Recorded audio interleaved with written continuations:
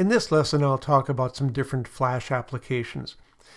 But before we get there, we're going to start off with some ambient light situations. I put her face against that darker business in the background because I didn't want to have her face in the sky or in the water, because I just didn't want to have to deal with the brightness of that sky or lake against her face, which would then pretty much be a silhouette. So I thought that by putting her face against that darker area in the background, it would work. But in this case, it didn't, because her face was about the same tonal value as that stuff in the background.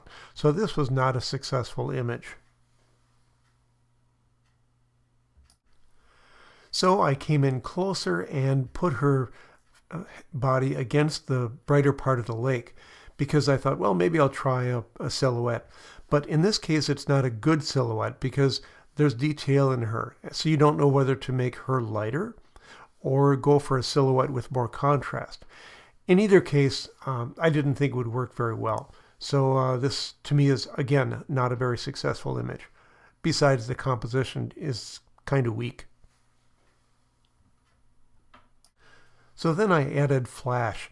There's a pier to my left, and I put the flash stand on that pier so we'd have the flash in front of her face. But this still is kind of a weak image, and I just don't really like it that much. So how do we fix that? So I tried going back to that semi-silhouette to see if this would work, just by backing up and including the tree. And this composition, I feel, is much better than the other ones. But here's another way to handle it. I went out on the pier so that I could have more of my back on the pier, at least my left shoulder. I like this because it is a pure silhouette, and I like the composition. It works very well. Her and all the more medium to darker stuff around her, and what resulted in a better image, because there isn't anything really bright to distract your eye. A little bit more that's close to the subject. So I like this one, lighting up the frontal planes of her face. So this gives the clients an option to choose this one or the silhouette. Generally speaking, they'll choose this one over the silhouette, but sometimes you'll have clients who are more artistic and do enjoy silhouettes. And then, since I liked that other one, I went with a wider angle lens to incorporate some of the sky, and I increased the local contrast a little bit. You can do that with different filters or clarity in Adobe Camera Raw, or any type of program that allows you to do that sort of thing. Another nice, interesting image. So as long as we hold out the flash, let's see what else we can do that. Now this is actually a flash on camera image, and generally speaking, we want to avoid that because it's just boring, uninteresting direction of light. But it can be interesting, and I'll show you how in the next image. I used a longer shutter speed, about 1/4 of a second, and moved the camera during the exposure.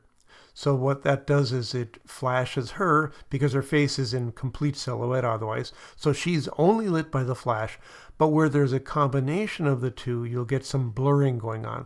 Looks like there's motion in the image. So I like doing this whenever I get the chance. Going back to a more stationary flash, in this case again off-camera flash, the flash is to my right.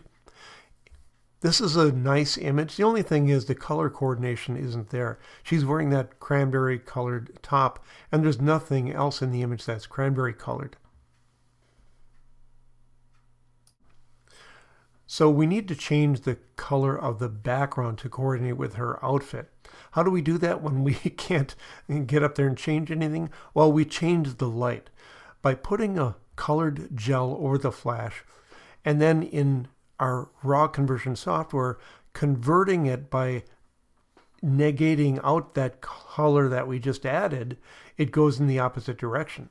So if you're adding an orange gel, the background will be blue. If you're adding a blue gel, the background will be orange. If you're adding a greenish gel, the background will be this kind of a red. Again, because we're compensating for the green flash on the camera, shifting the whole image globally toward this magenta reddish.